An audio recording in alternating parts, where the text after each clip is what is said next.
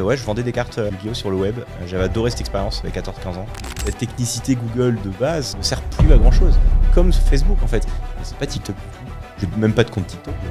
Je regrette de l'avoir fait si tard. On l'ai pas vu venir. Et quand je vois pas mal de concurrents qui vont faire des super offres, du super marketing avec des UGC sur TikTok, qui vont te sortir des leads ultra qualifiés à des prix incroyables, alors que nous on est en train de se battre comme des chiens sur Google. J'étais en stage et j'étais enfermé dans une réunion, un truc, j'avais rien à faire là, je vais faire d'autres trucs et supporter les gens ou faire acte de présence et partir à 18h. Salut Thomas. C'est Florent. Comment ça va? Ça va et toi? Super. Hyper content de faire cet épisode avec toi. Juste pour la petite info, c'est un peu toi qui m'as appris Google Ads. Il y a 3-4 ans, j'étais chez Jimmy Fairly. Je me souviens pour la petite histoire. Je cherchais comment créer une annonce sur Google Ads ou une campagne. Et je tombe sur ta vidéo, même, je crois que ça remonte même avant. J'étais encore en école. Et il y avait tes vidéos sur Web Market School. Et tu me montrais comment faire une campagne sur Google Ads, sur GTM. À l'époque, c'était les ETA. Ouais. Et franchement, ça date de ouf. Et clairement, ça m'a motivé. Et du coup, hyper content d'être avec toi. Plaisir partagé. Super. En plus, on bosse un petit peu ensemble maintenant. Ouais, exactement. Trop cool. Trop content que justement ces premières vidéos nous permettent aujourd'hui d'avancer ensemble. Donc, hyper content aussi d'être avec toi aujourd'hui pour partager sur Google Ads, etc. Yes, hyper cool. Déjà, pour peut-être ceux qui ne te connaissent pas, bon, tu as 10 000 abonnés sur YouTube, mais est-ce que tu peux faire un rapide une overview sur qui est Thomas Mouflard? Ouais, très bonne question. Donc moi, je m'appelle Thomas. À la base, j'étais le fondateur de Web Market School. L'objectif, c'est vraiment de démocratiser Google Ads sur le web, d'apprendre comme à toi et j'espère d'autres, effectivement le fonctionnement ça a bien marché, hein. de Google Ads, qui est un outil fantastique quand tu aimes bien jouer avec les chiffres et surtout si tu as une activité à promouvoir. Et puis alors aujourd'hui, donc, je suis le fondateur de Lead Studio, qui est une agence de génération de prospects sur le web. On travaille sur tous les gros secteurs en B2C, donc tous les acteurs, avec tous les acteurs qui vont avoir des besoins en génération de prospects sur de la rénovation énergétique, de la formation, de l'assurance, et tout un tas de marchés en fait qu'on ne soupçonne pas, mais sur lesquels tu as des besoins au quotidien et tu as besoin constamment d'avoir un flux de prospects pour alimenter tes équipes commerciales. Donc on travaille avec des gros acteurs en France, on a lancé la Belgique il n'y a pas longtemps, on travaille en Dom-Tom, la Corse, et le rêve, ça serait de pouvoir attaquer les marchés anglophones, et surtout d'être vu comme la meilleure agence de génération de prospects sur le web, déjà en France. Ce serait pas mal. Et ça, c'est prévu, le côté UK? C'est prévu, pas tout de suite. Déjà, arriver à faire le marché francophone, ça sera pas mal. Mais quand tu vois les tailles de population aux États-Unis ou sur tout le monde anglophone, et puis ce qui se fait aussi en termes de génération de prospects sur le web là-bas, c'est vrai que ça fait rêver. Donc, à suivre, mais bon. Pour le moment, comme tu dis, il n'y a que 10 000 abonnés sur Web Market School. C'est pas mal, c'est vrai qu'on en parlera probablement plus tard, mais quand j'avais vraiment lancé la partie YouTube sur Web Market School, j'avais pas pour prétention de pouvoir faire 10 000 abonnés. Je me suis dit au début, mais quels sont les fous pour me suivre dans mon aventure Google Ads, cet outil qui est quand même assez tech et assez nerd. Ouais, comme quoi, il y a 10 000 fous, plus. Ouais, et du coup, comment ça devient en tête de faire une chaîne YouTube? C'est d'abord faire du Google Ads, ensuite faire du YouTube, ou les deux c'est venu un peu comme ça? Ouais, si tu reprends un petit peu mon histoire là-dessus, à aucun moment je me suis dit que j'allais faire une chaîne sur Google Ads. Ouais. C'est plus que, en fait, moi j'ai toujours eu un côté assez entrepreneurial de base. J'ai toujours adoré créer des trucs. C'est un peu cliché, mais je vendais des balles de golf quand j'étais petit. Il faut commencer quelque part. On a tous fait. Tu les vendais cher? Cher, elles me coûtaient rien, donc forcément oui, je les vendais cher parce que j'allais les récupérer dans les lacs ou dans les forêts perdues. ROI ROI de 100%. Juste d'huile de cool, de bien les laver et de les mettre en valeur pour donner envie aux golfeurs de les acheter. Et ensuite, alors j'ai eu une partie Yu-Gi-Oh! Je vendais des cartes Yu-Gi-Oh! Sur le web, d'où d'ailleurs ma grande vidéo pour ceux qui l'ont vu sur Google. Il y avait un Shopify. J'ai fait un Shopify sur les cartes Yu-Gi-Oh! C'était un peu un clin d'œil de geek. C'était une vidéo avec GTM, je crois. Ouais, c'est ça. Ouais, je me souviens. Et donc, en fait, pour cette vidéo, je cherchais quelque chose de marrant parce que Google Ads, c'est déjà pas ouf. Alors en plus, si tu vends des produits, une paire de chaussures ou une paire de caleçons, pas ouf quoi. Et donc, du coup, je me suis dit, je vais reprendre mon ancien petit business à l'époque. Donc en fait, ouais, je vendais des cartes Yu-Gi-Oh sur le web. J'avais adoré cette expérience. J'avais 14-15 ans. C'était à l'époque des petites annonces sur eBay. Ok. En fait, tu pouvais faire des petites annonces sur eBay de type je vends telle ou telle carte et je recherche telle ou telle carte. Et j'étais le seul à faire ça. Du coup, en fait, je passais ma journée au téléphone avec des ados ou même des adultes qui voulaient mes cartes, qui étaient prêts à me les acheter. Je faisais du commerce comme ça. À l'époque, il n'y avait pas dropshipping, il n'y avait pas YouTube. C'était en 2010-2011. Donc, tu n'avais que dalle. Tu étais vraiment avec ton téléphone, le téléphone des parents, etc. Et tu allais sur Paris pour aller trouver les bonnes cartes et tout. Et j'ai adoré cette expérience. C'était trop bien.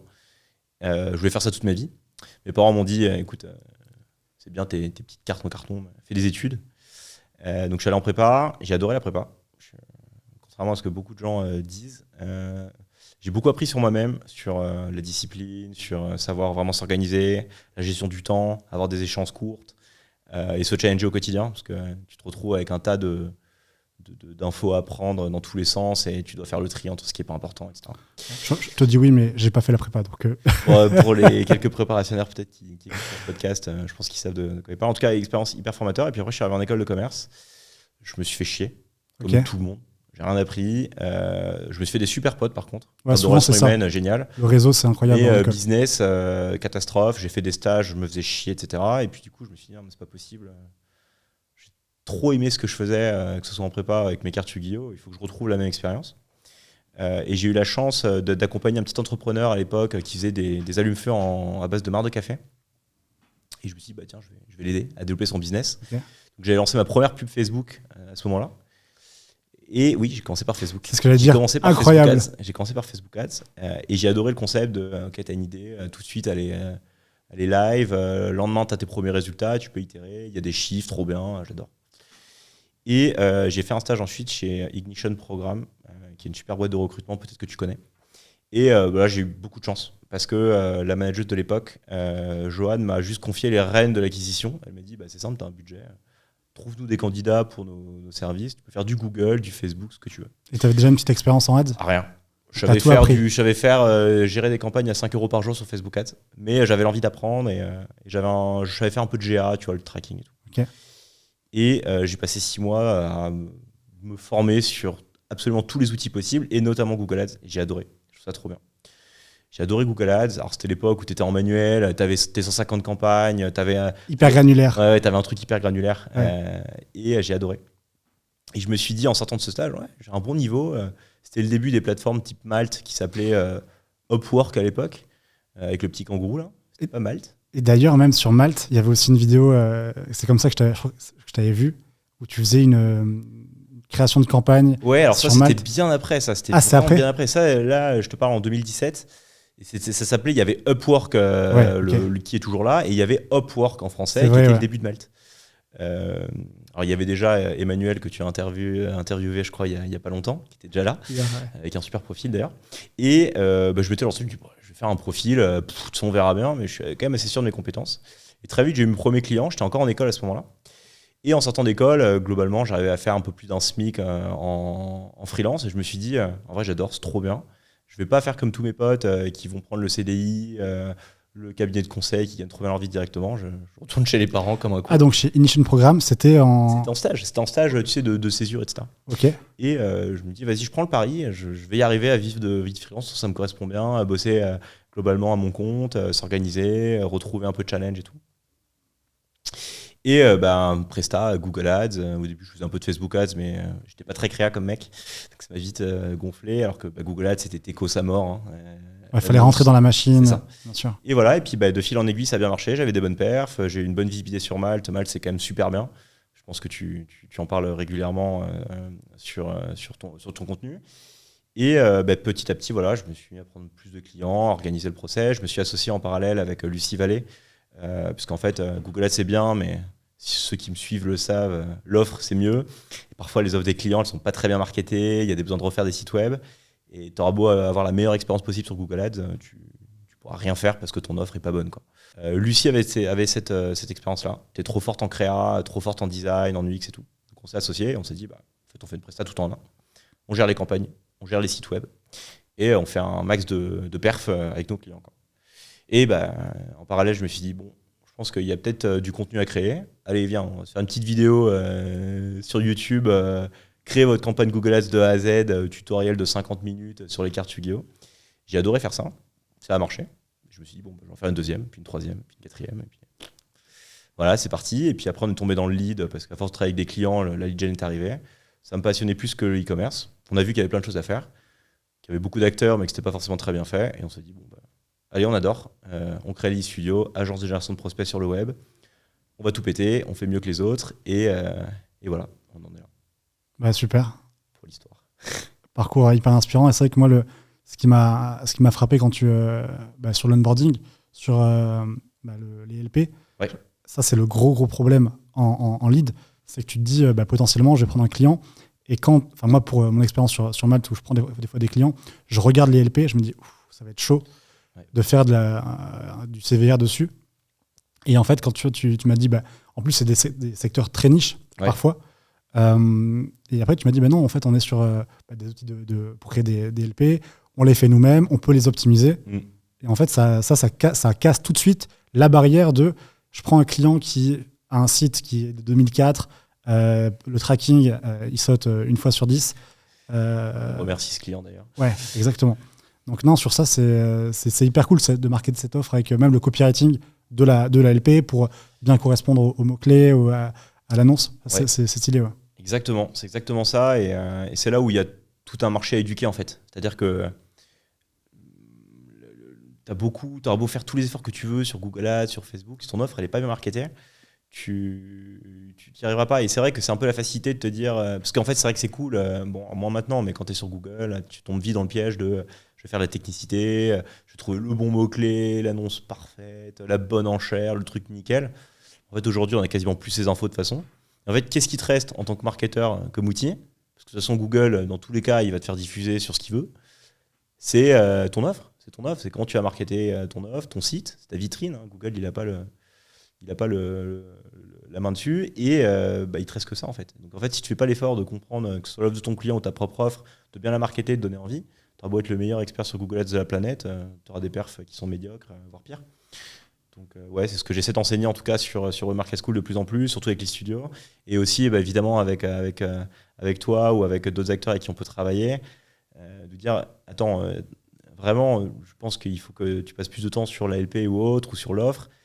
Passe pas du temps forcément à triturer tes campagnes dans tous les sens. Là où tu auras les meilleurs perfs, c'est trouve la bonne accroche, la bonne proposition de valeur, le bon formulaire et le bon funnel. Et généralement, ça marche mieux, quoi. Ouais, non, mais ça tu le fais bien, même en vidéo. Et je sais, pour la petite histoire, dans les quelques agences où je suis passé, à chaque fois, on s'envoie les vidéos un peu des Français qui donnent des tips. Et c'est vrai que beaucoup de collègues m'ont dit, tiens, il y a un mec, Thomas, regarde ses vidéos. Et non, c'était drôle. Même quand j'étais chez Philab, pareil, c'était où tu t'avais parlé d'un type sur MaxConv, où du coup, avec un budget très faible, en fait, t'arrivais quand même à faire des conves avec un CPA très bas. Par contre, avec ça, c'est que tu fais pas un volume énorme, mais ça t'arrives à en faire. Donc, c'est vrai que c'était un... Mais tu sais que je regrette un peu ce type de vidéos maintenant a posteriori, parce que en fait, ça reste des vidéos, certes, qui sont hyper intéressantes et qui te permettent un peu de hacker la machine pour quand même garder de la perf. Mais du coup, peut-être si t'as pas le recul nécessaire, tu vas te dire, mais en fait... Google Ads, il y a des hacks de ouf. C'est ça, alors pas du tout. Peut-être que je suis pas assez bon en technicité. C'est quoi le nouveau hack à la mode? Typiquement ce truc sur maximiser les conversions. Et du coup, ça te force à regarder au mauvais endroit, quoi. Alors qu'en fait, certes, si tu as une bonne offre, ce petit hack que je montre, c'est une dinguerie parce que en fait, tu peux exploiter un marché et avoir des super conversions ultra même avec un budget, et bien éroder ton budget. Mais en fait, si de base ton offre elle est pas bonne, ça marche pas. Donc du coup, si je devais le refaire quand même, je pense que je le referais à l'envers. Je ferais des gros disclaimers en mode, attends, ma vidéo, tu ne la regardes déjà que si tu as un taux de conversion sur ta LP de 15%, bien sûr, que tu as un taux de clic de 10%, et que les leads ou l'e-com que tu as, ils sont bons ou c'est rentable, tu vois. Carrément. Ça sert à rien. Parce que sinon, si tu es sur un marché concurrentiel, tu vas prendre le CPC à 3-4 euros, tu fais 4 clics, ton budget il a explosé, tu te dis, mais attends, j'ai pas fait de conversion, pourquoi? Évidemment. Du coup, tu te dis, c'est pas la bonne stratégie d'enchère, etc. Ou des trucs comme ça, alors que non, en fait, c'est 95%, le problème c'est toi, et c'est juste que ton produit, il est pas bon, quoi. Change, itère. Ouais, non, carrément. Et finalement, Ça te fait juste changer un peu de perspective, mais ça reste aussi des réflexions hyper intéressantes. Alors après, il faut être un peu créatif, etc. Mais juste le fait de penser des offres, de marketer, de faire un peu de copywriting et tout, même pour quelqu'un comme moi de très très tech, c'est-à-dire que je préfère 1000 fois aller trouver la bonne enchère, le bon truc, le machin, je trouve que ça demande aussi un exercice intellectuel qui est hyper intéressant quand tu te prends vraiment au jeu. Et tu retrouves un peu ces sensations de te dire c'est quoi le hack en copywriting, en mise en forme de page destination pour que ma campagne Google elle marche. Parce que de toute façon, tu es obligé de faire ça maintenant. On y viendra peut-être, mais de toute façon, t'as la main. Google et Facebook deviennent les mêmes maintenant. Tu as accès à rien, tu fais du ciblage ultra large et tu pries juste que ton offre elle fonctionne. Parce que Google t'a enlevé tellement de fonctionnalités que tu peux rien faire. C'est vrai que là, ça me fait penser à une vidéo où tu parlais des search terms, où tu disais aujourd'hui on a la visu sur, je sais plus, très peu comparé à avant. Il te cache, en gros, tu t'avais même dit, il t'en met sous le tapis. Ouais. Je me souviens de cette vidéo. Et tu te tires un peu parfois sur Google en disant, soit on a moins la main, soit c'est un petit peu black box. Et toi, du coup, tu pars ça avec la LP, avec le copywriting. Si tu devais dire aujourd'hui sur un Google Ads, toute la partie off Google Ads, combien ça représente pour faire de la perf, comme un petit peu la créa sur Facebook, tu dirais c'est quelle part à peu près? Je vais être ultra clivant, mais c'est du 95-5. C'est-à-dire qu'aujourd'hui, alors je pilote beaucoup moins qu'avant parce que... c'est une autre question d'ailleurs, est-ce que tu pilotes après les... J'ai quand même une équipe à gérer, mais je reste quand même très opérationnel parce que tu as besoin pour comprendre les offres aussi de tes clients en lead gen, d'un moment mettre les mains dans le cambouis, et puis ça te permet aussi de voir l'évolution des outils. Mais aujourd'hui, moi, en gros, si tu veux, quand je vais lancer une campagne sur du Google ou du Facebook, je touche jamais à la campagne. C'est-à-dire que je fais juste mon setup, je connais les mécanismes, donc je sais que mon mot-clé, globalement, il est correct, je sais que mon ciblage, il est correct. Tu vas faire gaffe aux search terms parce que parfois, il peut y avoir des dingueries, mais... Alors, je fais très peu de search maintenant, en tout cas sur des offres. Ok. Peut-être que j'y reviendrai après pourquoi est-ce que je fais très peu de search. Je fais beaucoup de display, discovery, je fais pas de PMax, catastrophe absolue. En lead, ça peut être compliqué. Et je travaille tout le temps mes ads et mes LP. Et c'est 95% de mon optique. Ce que je vais changer globalement sur Google Ads, ça va être peut-être le plafond d'enchères si je suis en CPA cible, etc. Et le budget. Je vais ajouter une ou deux audiences de temps en temps. Mais je ne fais plus parce que, en fait, il faut comprendre un peu il faut essayer de prendre du recul, tu vois, par rapport à l'outil Google. En fait, il faut comprendre que je pense que le search va s'arrêter avec tous les nouveaux outils type Bard, ChatGPT. La manière dont on va se renseigner sur le web, je pense que ça va évoluer drastiquement dans les prochaines semaines, les prochains mois, les prochaines années. Et que je tape mon mot-clé, etc., ça va être de plus en plus réduit. Et les gens vont arrêter de chercher, mais malheureusement, j'ai envie de dire, on va leur pousser de plus en plus de contenu. C'est-à-dire qu'aujourd'hui, quand tu vois les nouvelles manières de chercher sur Google et leur AI, alors j'ai plus le nom exact, Generative AI, je crois. En fait, tu tapes une requête et après, tu deviens passif de ouf. C'est-à-dire que tu as des trucs, recommandations, voire plus, le machin, le truc. Et donc, si tu fais pas l'effort à un moment de te dire, en fait, le search, il va probablement disparaître. Il faut que je sois en amont du funnel, il faut que j'ai des offres qui soient visuellement attrayantes et quand elles vont être pushées sur du discovery, du display ou du generative AI, que les gens vont envie de cliquer sur mes offres, tu es obligé de passer sur ces leviers-là. Et donc, la technicité Google de base ne sert plus à grand-chose. Comme Facebook, en fait. Tu regardes Facebook Ads il y a 10 ans, tu étais avec toutes tes petites campagnes, tes audiences à 5000 personnes, tu faisais du ciblage ultra précis, ça marchait bien, tu avais du remarketing avec des séquences de ouf, 3 jours, 7 jours, etc. Aujourd'hui, tu fais ciblage France, 65 millions de personnes, expansion d'audience, et par contre, tu vas faire 15 ads, tu vas itérer tout le temps. Google, c'est pareil. C'est-à-dire que le search, ce truc-là, moi, j'y crois plus. Par contre, c'est ta campagne, ton visuel, ta LP, et tu y vas. Donc, je fais que ça. Et c'est ce que j'enseigne globalement à mes équipes, ce que je t'avais partagé quand on avait commencé à travailler ensemble, tout est dans la LP. Et c'est vrai que c'est étonnant, tu me parles de discovery, de display. Moi, pour en avoir fait un peu en agence, après, c'est pas forcément les mêmes clients, mais souvent, on a tendance à penser que c'est un peu haut de funnel et que potentiellement, au niveau perf, ça va être moins impactant qu'une search, où du coup, la search, c'est une requête qui est tapée, une annonce derrière, potentiellement, si l'offre elle est bonne et que tu t'es pas non plus trop écarté du mot-clé, il n'y a pas trop de raisons que... Bon, après, il y a plein de biais, mais normalement, c'est plus impactant et plus perf que du display. T'as des tips là-dessus? Justement, en fait, c'est là où c'est intéressant de voir ça, c'est que je suis tout à fait d'accord avec toi que dans la logique et dans le raisonnement, si Google te mettait le search tel que toi, tu as envie de le cibler, effectivement, c'est beaucoup plus quali parce que tu as une vraie intention de recherche. Mais comme tu l'as dit tout à l'heure, c'est qu'aujourd'hui, tu as beau acheter un mot-clé, Google, il va te mettre 25% de merde. Donc en fait, dans tous les cas, tu vas devoir composer avec cette espèce de résidu d'audience qui est là alors que tu ne devrais pas être là.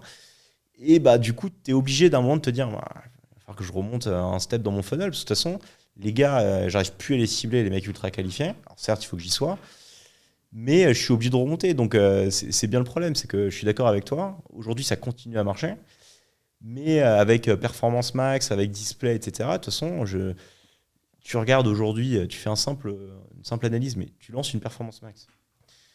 Tu regardes ton CPC, tu lances une search sur un marché un minimum concurrentiel. TP Max, ça va te coûter 20 centimes du clic. Ton CPC sur ton search, ça va être 5-10 balles, quoi. De toute façon, je pense que l'outil de base est biaisé. C'est que Google, de toute façon, il va te forcer à utiliser tous les outils où il met la poussière sur le tapis. À toi de composer avec ça, plutôt que d'essayer de te battre avec un truc de l'ancien temps du search, où de toute façon, globalement, c'est amené à mourir et tu te fais piétiner de plus en plus à chaque mois qui passe. Tu fais du CPC manuel, clairement, t'es mort. Voilà. Et donc, je pense qu'il faut s'adapter, en fait. C'est plus essayer de prendre le pari de te dire, OK, il faut que je prenne le pas avant les autres, de comprendre Discovery, Display, Pmax, parce que de toute façon, le jour où il n'y aura plus que ça, ce ne sera pas maintenant qu'il faudra s'y mettre. Tu vois. Donc, ouais, moi je pense vraiment que tout annonceur aujourd'hui doit vraiment prendre au sérieux l'évolution de Google, comprendre où il va. Generative AI, ça va tuer le search. Et que Google, de toute façon, il a des logiques de rentabilité et que sur le fond, il est beaucoup plus rentable en te mettant 25% de déchets que sur un truc ultra ciblé où tu contrôles ton budget, etc., quoi. Donc, il a intérêt à t'envoyer, de toute façon, du trafic médiocre, à toi de composer avec ça, avec le display, les bots, les machins, et tellement bien marketer ton offre que tu arrives quand même à rester rentable et à repenser ta relation aussi avec ton audience, tu vois. Messages moins en direct. C'est vrai que ça pourrait faire peur un peu ce que tu dis à tous les consultants qui se lancent en ad ou en search, qui vont se dire, ah mince, mais du coup, dans 3 ans ou dans 2 ans, je suis au chômage. Et il y a un truc qui est vrai dans ce que tu dis et qu'on peut retrouver dans les agences, c'est au final, tu fais du search, c'est technique, ou même du display, ou peu importe, sur une partie technique de l'outil. Mais là où vraiment on va t'attendre plus tard dans les prochains mois et années, c'est vraiment un poste de conseil sur comment la LP, le copywriting et tout ça, et plus tellement en fait sur on va faire une strat de portfolio, on va augmenter les CPC, les targets CPA. C'est ce que tu dis toi maintenant, c'est qu'en fait ça dans quelques années, en plus maintenant c'est quasiment tout automatisé. Si tu repars un petit peu avant, tu avais beaucoup de CPC manuels, on est passé au smart bidding, maintenant il y a Pmax. Au niveau des search terms, limite on capte quasiment plus rien et même parfois on capte. Tu avais fait une vidéo même, je l'avais vue sur la thématique formation. Tu mets formation photographique, tu vas choper formation esthétique. Ouais, c'est ça. C'est cet exemple-là, moi, il m'a frappé. D'ailleurs, en faisant la vidéo, ça m'a fait marrer. Mais effectivement, on est sur des formations sur la restauration, sur de l'hygiène alimentaire. C'est vrai, oui. Et quand tu regardais en détail les 25% des search terms, c'était formation boucherie, charcuterie, etc., quoi. Rien à voir. En plus, en exact, en expression. Ouais, voilà, c'est en expression. Donc, pas de large. Avec ça. Ouais. Et alors après, pour l'évolution des métiers de consultant, etc., d'ailleurs, nous, c'est pourquoi d'ailleurs on s'est dit qu'on allait changer, on allait pivoter d'une offre consultant à une offre où en fait. C'est global en fait, vous. Ouais, c'est ça. Peu importe en fait la manière dont tu vas sourcer du lead. Tu vends, si tu veux, un produit final qui est une fiche client qui est intéressée par tes services. Tu vois. Et donc du coup, ça nous permet d'avoir la main sur tout le funnel d'acquisition et de se dire, ok, on peut aussi aller sur des réseaux sociaux, on peut aller sur du native ads, on peut aller sur du Google. Et toi, en tant que prestataire freelance, etc., c'est vrai que je pense que le SEA purement technique qu'on pouvait avoir il y a quelques mois, quelques années, va disparaître au profit de quelqu'un qui a une vraie valeur ajoutée de conseil auprès des entreprises avec qui il travaille et qui est multi-channel, quoi, qui comprend les enjeux business, qui a créa, tout ça, qui va pas le faire lui-même, oui, mais qui va être capable de te dire, attends, regarde, j'ai analysé globalement tes search terms, je regarde tes audiences, etc. Regarde ce que le concurrent, le machin, il fait. Globalement, je pense que ton positionnement, tu devrais le marketer comme ça. Et aussi, est-ce que tu as les bons outils pour A/B tester ? Parce que tu as plein de sites où tu peux jamais rien modifier, c'est l'horreur. Donc ouais, c'est un métier à repenser. Mais de toute façon, le digital, c'est toujours comme ça depuis le début. Tu regardes de toute façon le SEO, le SEA tel qu'on le faisait en 2005, 2007, 2008. C'est plus du tout la même chose. Et le code, le no-code, tout ça. Mais ce que je trouve, c'est ça qui est intéressant en fait. C'est que tu es sur un métier où tu te renouvelles tout le temps. Toutes tes certitudes du jour au lendemain, ça peut être déconstruit. Tu as le nouveau réseau social, regarde TikTok. Tu vois, typiquement TikTok, c'est un super exemple pour moi. Je ne connaissais pas TikTok du tout. J'ai même pas de compte TikTok globalement, sauf jusqu'à peu, parce que je me suis dit qu'il fallait que, là, du coup, fallait que je me bouge. Tu fais du bon content. Ouais, c'est ça, que je me bouge. Je regrette de l'avoir fait si tard. On ne l'a pas vu venir. Et quand je vois pas mal de concurrents qui vont faire des super offres, du super marketing avec des UGC sur TikTok, qui vont te sortir des leads ultra qualifiés à des prix incroyables, alors que nous, on est en train de se battre comme des chiens sur Google, je me dis... Avec des CPC... De fou, mince, pourquoi j'ai pas vu ce move? Et ces gars-là, ils sont en train de faire des super offres, ils sont trop bons. Donc demain, tu auras un nouveau truc et en fait, ça bouge. Faut y aller, bien sûr. Donc on fait pas des métiers faciles, ça c'est sûr, parce qu'il faut tout le temps se renouveler. Mais il faut en avoir conscience et en même temps, c'est cool parce que si tu as raté une vague en même temps et que tu t'es chié, il y a tellement d'autres qui vont arriver. Tu en as d'autres qui vont arriver, donc tu peux récupérer la première et t'as pas une espèce de barre à l'entrée définitive, un truc oligopolistique où en fait, une fois que tu es là, tu peux plus rentrer ou ça bouge plus, quoi. Donc, faut pas s'inquiéter, entre guillemets. Même si aujourd'hui tu es un peu à la traîne et que tu sais pas trop la créa, que t'es pas bon du tout, tu es une chèvre en copywriting, c'est pas grave. Demain, tu as ChatGPT, tu as Bard qui va le faire pour toi, tu vas apprendre à utiliser ces outils-là. Et en fait, en 2 mois, tu vas catch up le mec qui fait ça depuis 10 ans, mais du fait que ChatGPT vient d'arriver, ou des trucs comme ça, avec de l'IA, tes 10 ans, ils vont se faire piétiner par le mec qui est arrivé il y a 2 mois, quoi. Ouais, non, c'est clair. C'est cool. Et tu vois, il y a un truc qui me fait penser, quand tu dis faut se renouveler tout le temps sur Google Ads, moi, ça me fait penser des fois sur Malte. J'ai des clients qui viennent me voir et ils me disent je gérais des campagnes Google Ads en 2017, est-ce que ça a tant changé que ça? Bon courage. Ouais, alors, déjà, ils vont te dire AdWords. Alors ça, c'est le... Ouais, ça, souvent, c'est... Ah, le mot interdit. Le mot décrédibilisant, AdWords. Ouais, c'est clair. Et ouais, non, c'est clairement aussi comme ça que je le vois sur Google Ads, même sur plein de domaines. C'est que ça change. Et en fait, il faut s'adapter un petit peu avec les nouvelles technos et les réflexes que tu avais avant sur... on parle de Google Ads, mais sur d'autres technos, en fait, c'est tout le temps... Tout le temps amené à changer. Il faut le savoir. Pour ceux qui veulent se lancer en freelance ou autre, il faut être prêt à avoir aucune certitude. Toujours faire preuve d'humilité, toujours se renouveler, se former tout le temps. Mais si tu détestes la routine, tu détestes les acquis, etc., et que t'aimes ce type d'environnement, c'est trop bien, quoi. On a trop de chance, quelque part. Parce que chaque jour est un nouveau départ, et t'as toujours de te renouveler, quoi. Mais c'est pas facile.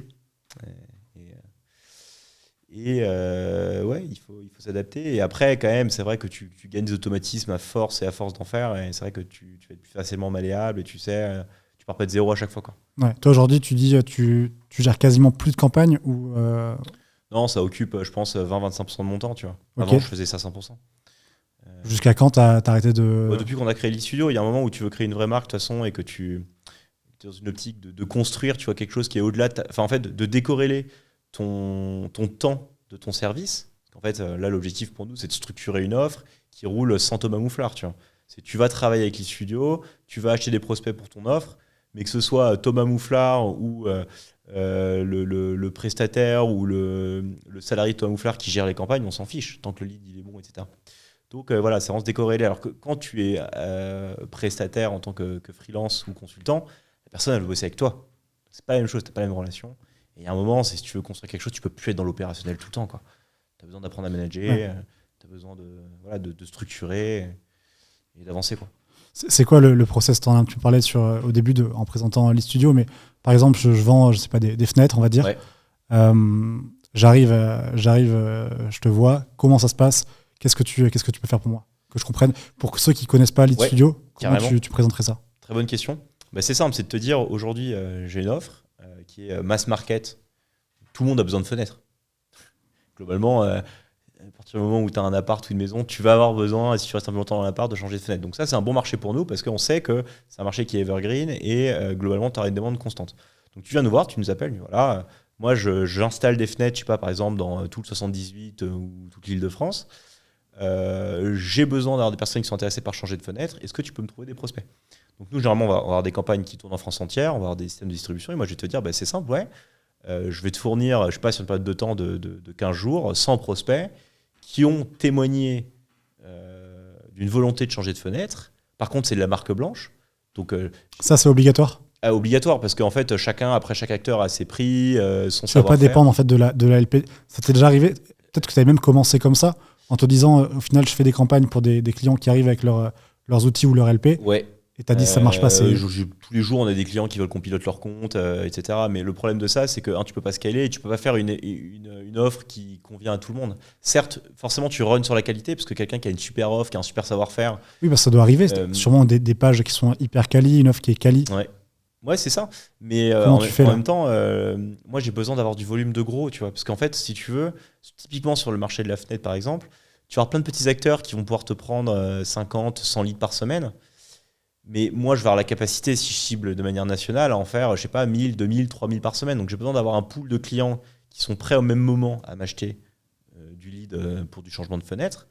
Mais ça passe par avoir un produit standardisé, une offre standardisée qui est la lead gen en marque blanche. Parce que si je m'amuse à faire une offre pour tout le monde, je me retrouve avec 150 campagnes à piloter, un truc précis, un client à chaque fois qui me fait ses recos. Et en fait, je suis plus une agence de génération de prospects. Je deviens une agence normale de pilotage de compte. C'est pas la même chose. Je sais pas si tu vois la problématique. Donc on prend le parti de travailler quand même sur des gros marchés. Mais si tu veux, les acteurs qui travaillent là-dessus se connaissent. C'est que comment ça se passe, entre guillemets. Comment ça se passe, c'est-à-dire que je vais quand même bosser avec des gros acteurs, c'est que généralement ils ont un centre d'appel qui vont recevoir les prospects bruts que je vais leur livrer. Donc quelqu'un qui a fait OK, je veux en savoir plus pour changer mes fenêtres, je consens à être appelé par un des partenaires de l'e-studio. Sous 24 heures, généralement, le prospect va être appelé. Oui, bonjour Madame Michu, vous avez fait une demande. Ah oui, très bien. Donc, vous pouvez nous en dire plus sur votre besoin de changement de fenêtre. Et là, le télépro, si tu veux, généralement, va commencer à présenter pour le coup l'offre de mon client. Et si l'offre plaît au prospect brut que je vais livrer, après, il fera la vente, etc. Tu vois. Donc, ça te permet, tu vois, en fait, ce qu'il faut comprendre, c'est que les gros clients avec qui on va travailler, ils ont beaucoup de plateaux de télépro, ils ont besoin de les alimenter régulièrement. Et s'ils font leur campagne eux-mêmes, généralement, ils n'auront pas assez de leads. Et ils vont avoir besoin, tu vois, de se dire, OK, je voudrais pouvoir augmenter, tu vois, mon reach, avoir plus de prospects au quotidien. Et donc, tu es obligé à un moment de venir acheter du prospect à droite, à gauche, à des agences comme nous, pour augmenter tes capacités de traitement et développer ton activité, quoi.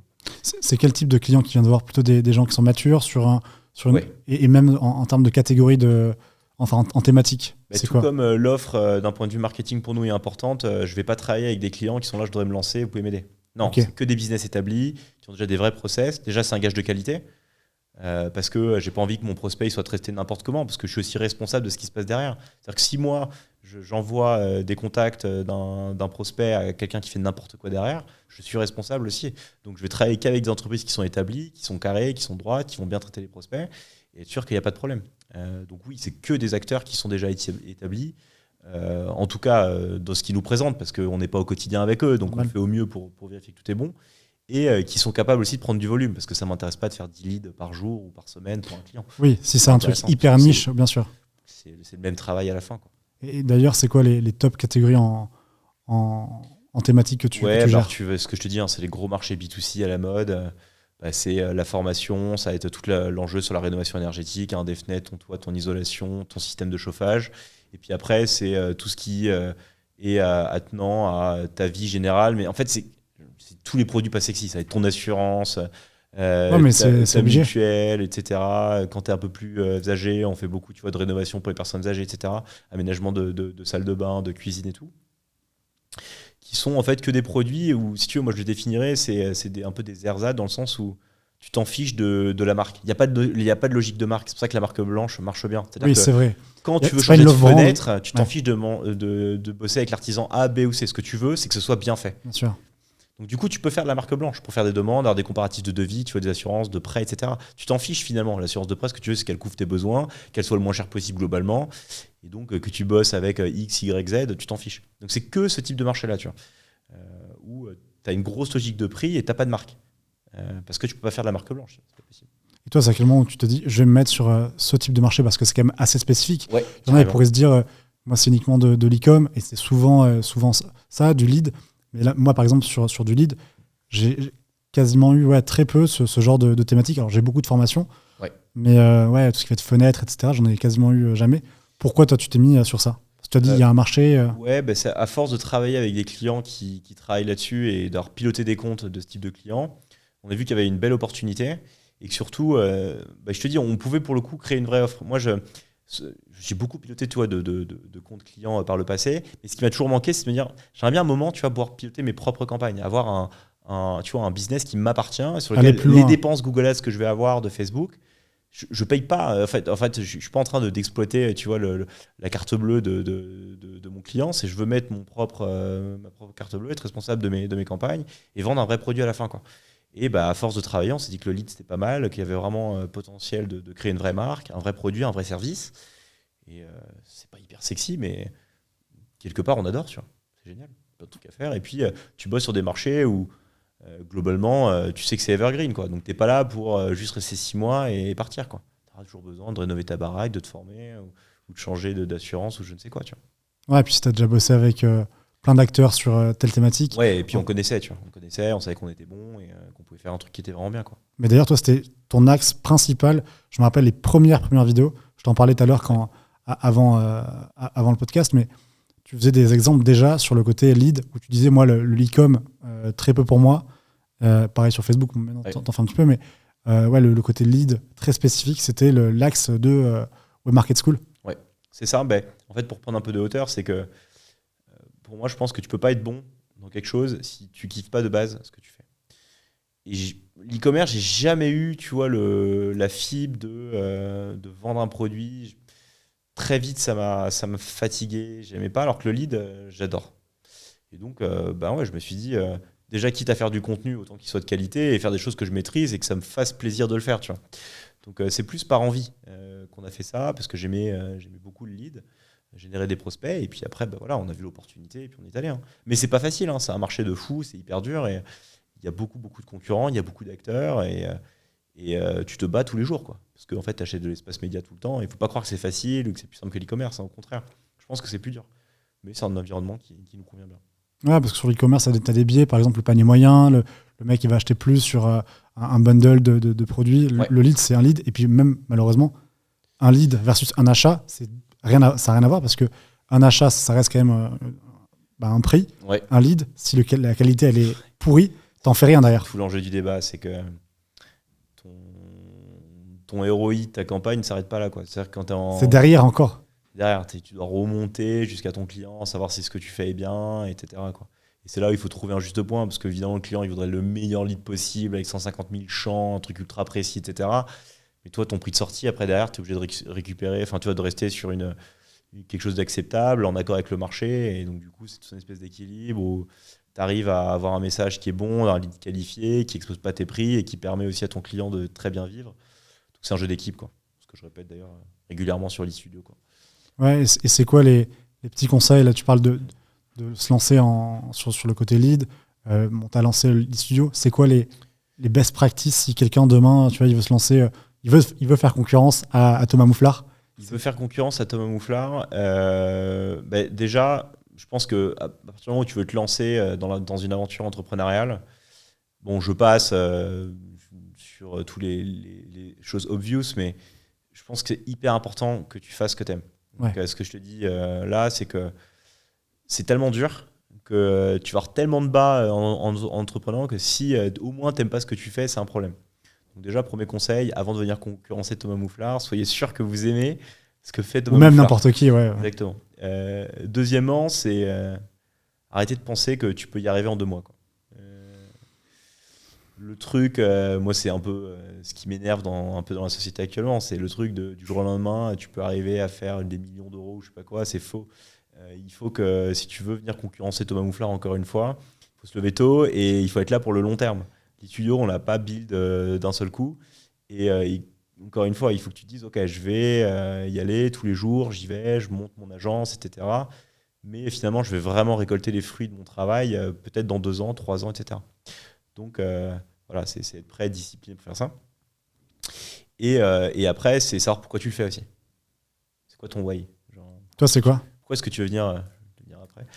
Pourquoi est-ce que tu veux venir juste concurrencer Thomas Mouflard? Et est-ce que c'est ce que tu as envie de faire? Parce que c'est con de venir faire ça et de mettre autant d'efforts si en fait tu te dis, mais en fait, c'est pas ce que je voulais faire, quoi. Et moi, mon why, c'est une bonne question. Il bouge régulièrement, évidemment. Moi, à la base, ce que je te disais, c'est à aucun moment, en fait, je voulais être dépendant. Vendre mon temps en tant que salarié, je voulais vraiment être acteur de mon temps, de mes journées et pouvoir vraiment évoluer dans un environnement qui me convient. Donc, ça passait par l'entrepreneuriat. Évidemment, tu avais une partie qui était de liberté financière, de te dire, de toute façon, c'est jamais en étant salarié que tu arriveras à être libre globalement financièrement. Donc, il faut se bouger. Et c'était surtout toujours le contrôle de mon temps. Je suis un peu un maniaque du temps. Je déteste de me dire que je perds mon temps. Moi, tu me fais perdre mon temps, c'est un des trucs qui va m'énerver le plus. Alors, je fais bouillonner intérieurement, il n'y a rien de pire, tu vois, que quand j'étais en stage et que j'étais enfermé dans une réunion, un truc, j'avais rien à faire là, je voulais faire d'autres trucs et tu dois supporter les gens ou faire acte de présence, partir à 18h. Fondamentalement, c'est quelque chose que je savais que ça allait me rendre malheureux. Et donc, mon why de base, c'était ça, c'est d'arriver à construire quelque chose où, ok, j'ai le contrôle de mon temps, c'est moi qui suis acteur de mon temps. Alors en fait, globalement, quand tu montes une boîte, tu passes tes journées à travailler, on va pas se mentir. Hein. Mais tu le fais pour toi. Et ça, c'était vraiment mon why. Et aujourd'hui, ça commence à pivoter, parce que c'est vrai qu'on a quand même pas mal réussi. Le why d'aujourd'hui va plus être de commencer à construire vraiment, je pense, quelque chose qui se transmet. Parce que jusqu'à présent, en fait, ça a toujours été très corrélé, comme tu le dis, à Thomas Mouflard, parce que j'étais indépendant, c'est moi qui avais la chaîne YouTube, c'était ma tête.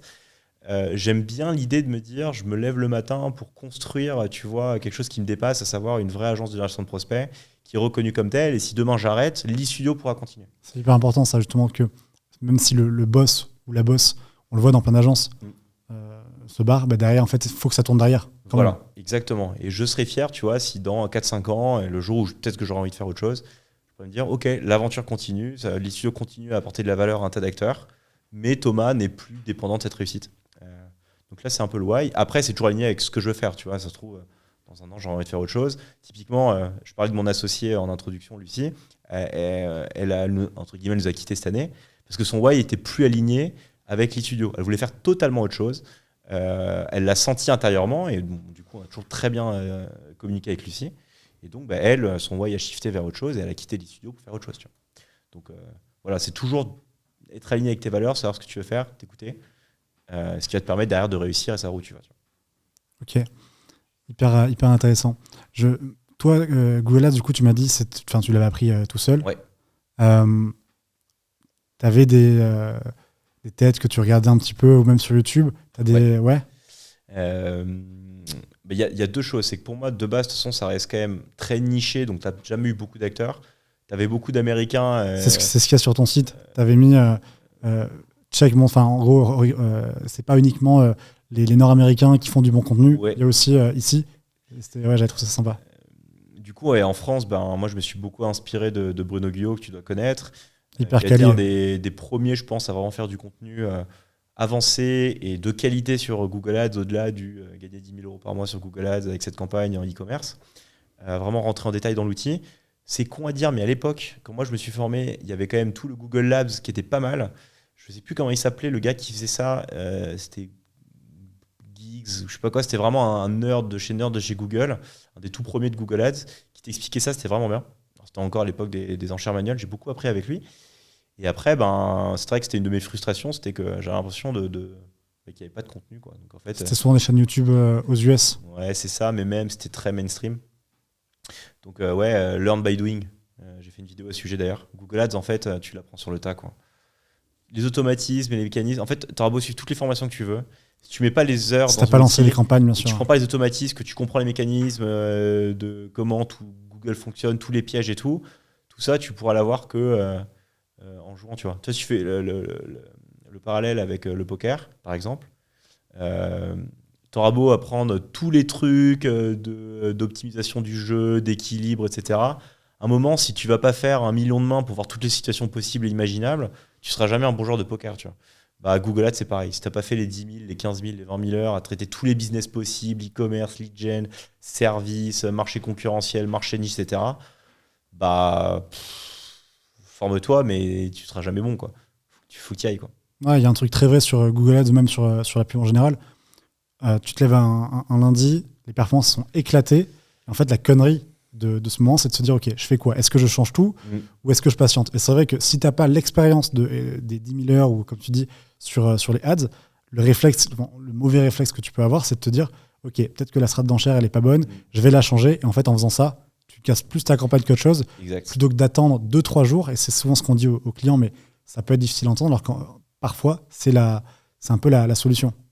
Exact. Alors, pour compléter ce que tu dis, il y a quand même une chose sur laquelle je rebondirais qui est important, c'est qu'au-delà de ta formation, il faut que tu aies une méthode de travail. Parce qu'il n'y a rien de pire, effectivement, de faire des modifications à droite à gauche, mais en fait, à la fin, tu sais plus. Tu sais plus où tu en es, tu sais plus ce que tu as fait, tu sais plus pourquoi tu l'as fait.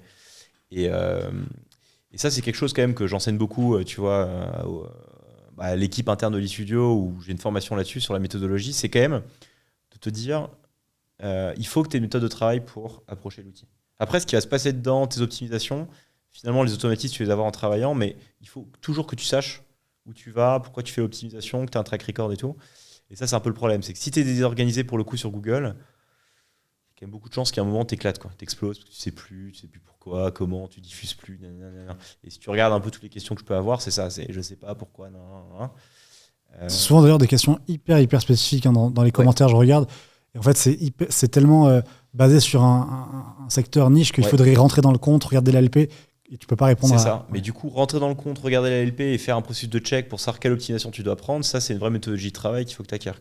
Ouais, basé sur l'expérience. Et du coup, une autre question qui en découle, c'est pour ceux qui veulent se lancer sur Google Ads, même si tu as dit que ça venait à changer radicalement et hyper souvent, qu'est-ce que tu conseillerais? Alors, tu as dit un petit peu de se former, mais vraiment, c'est un petit peu logique sur plein de métiers. Demain, je vais faire du vélo, je vais mettre les petites roues, mais qu'est-ce que tu conseillerais à un mec pour se lancer sur Alors là, je vais paraphraser quelqu'un qui m'a beaucoup inspiré quand je me suis lancé.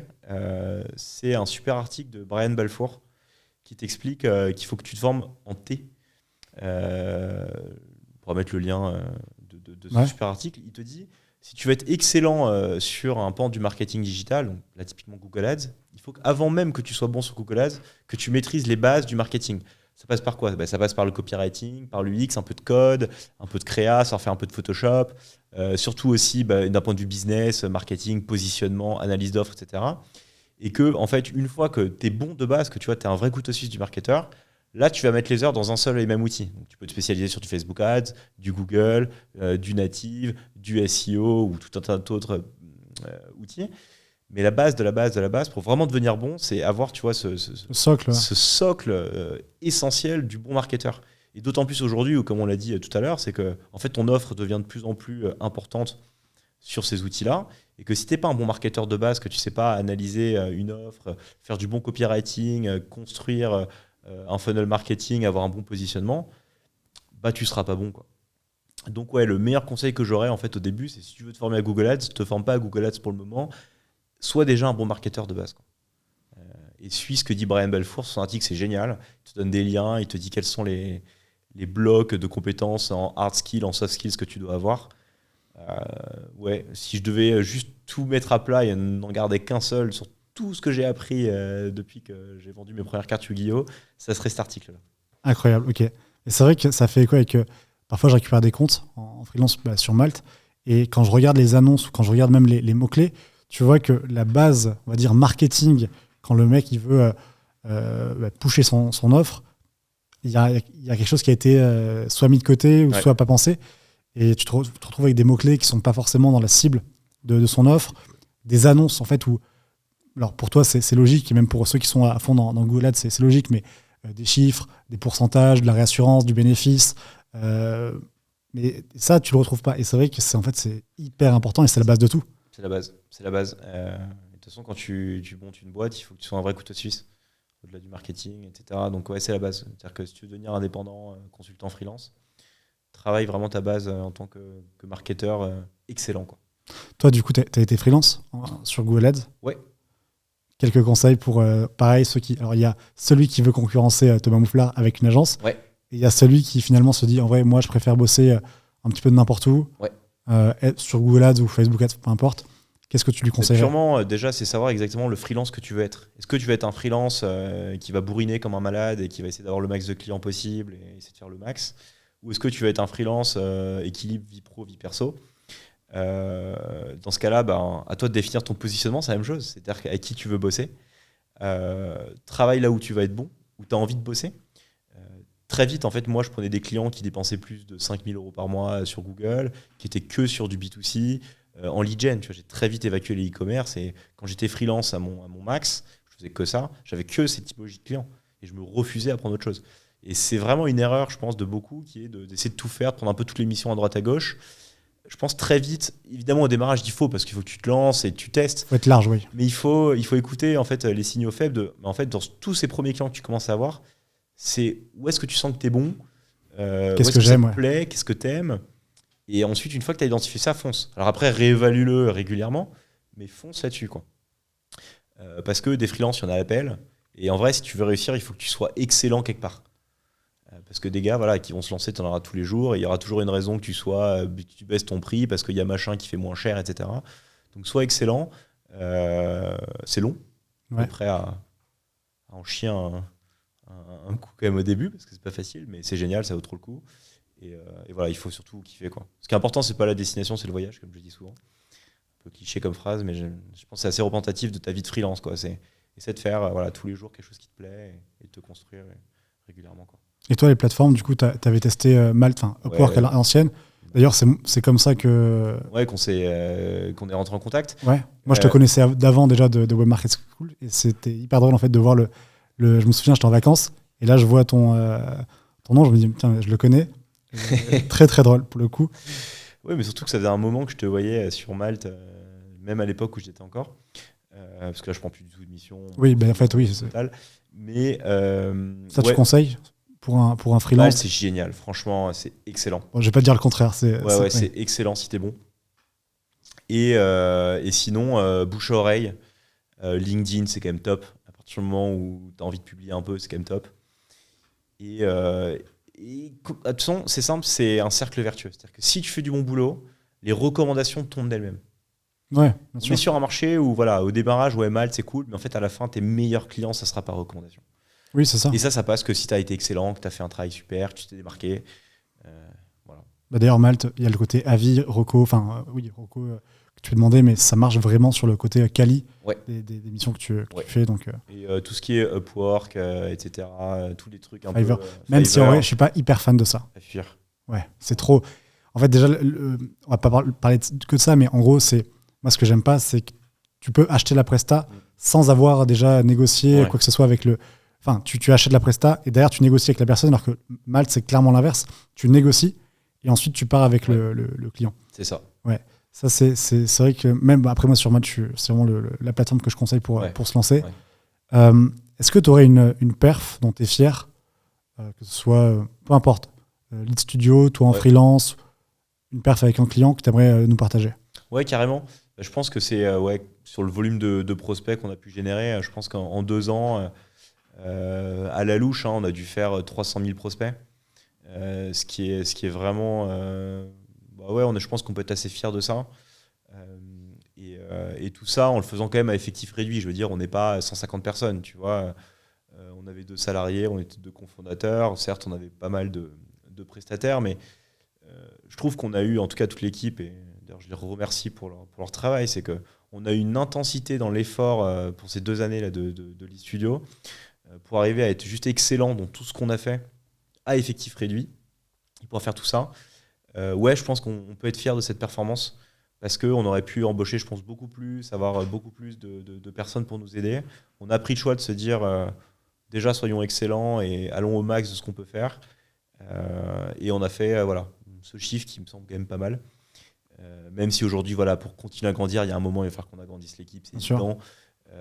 Mais en termes de challenge humain, de discipline et juste de challenge, je pense que c'est une bonne perf. Ouais, non, 300K de leads. Et tu as des clients que tu gardes sur le long terme. Ouais. Comment ça se passe? Parce que du coup, c'est des clients qui veulent, on va dire, 50 leads d'un coup, ou plutôt, enfin pas 50, mais en gros, un volume de leads sur janvier, ou plutôt sur l'année. En fait, on va être ce qu'on appelle sur du volume journalier ou du volume en flux tendu, où en fait, nous, il faut comprendre qu'on a quand même la chance de notre marché, c'est qu'on a une valeur ajoutée qui est immédiate. C'est-à-dire que mon client, il va voir combien il m'achète de prospects, donc il a une valeur monétaire, et il voit à la fin du cycle de vente, c'est quoi le ROI. Donc tant que son ROI il est dans ses attentes, il va toujours me dire fais plus. Parce que c'est génial pour lui. Il sait globalement la valeur d'un lead. Donc si tu veux, moi, mes meilleurs clients, ils sont de type, on fait confiance à l'e-studio. Alors on sait que c'est pas une science exacte, qu'il y a des hauts et des bas, mais voilà, envoie-moi le maximum de prospects, fais ce que tu peux tout en gardant ta qualité, parce qu'on sait que parfois, si tu pousses trop, tu vas être obligé d'aller sur des réseaux moins bons et donc ta qualité peut baisser.